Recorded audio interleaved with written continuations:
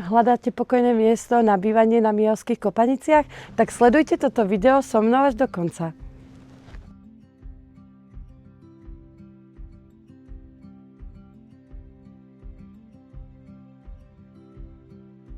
Predstavujem vám dvojgeneračnú chalupu z roku 1885, ktorá prešla citlivou rekonštrukciou. Výborné na trvalé bývanie, na víkendové pobyty, alebo dá sa jedna časť rozdeliť a dať si ju do prenajmu. Prvá časť chalupy je kompletne zrekonštruovaná. V tejto časti sa nachádza kuchyňa, kúpeľňa s veckom, špajza a spálňa.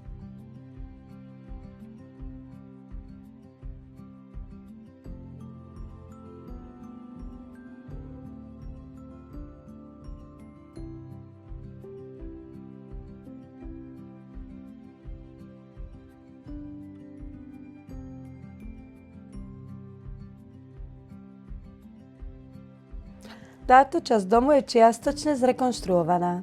Na prízemí sa nachádza kuchyňa, obývačka, kúpeľňa s veckom.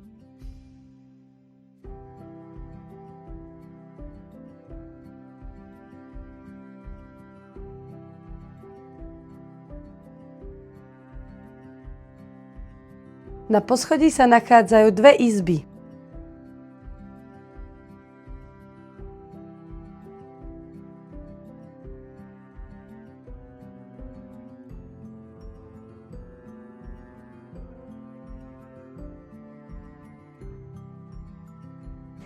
Toto je miesto, kde sa minulosť spája s prítomnosťou a vaše nové príbehy môžu začať práve tu.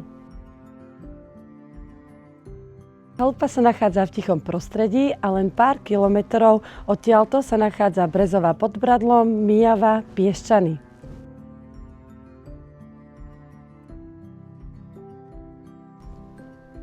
Verím, že sa vám toto video páčilo.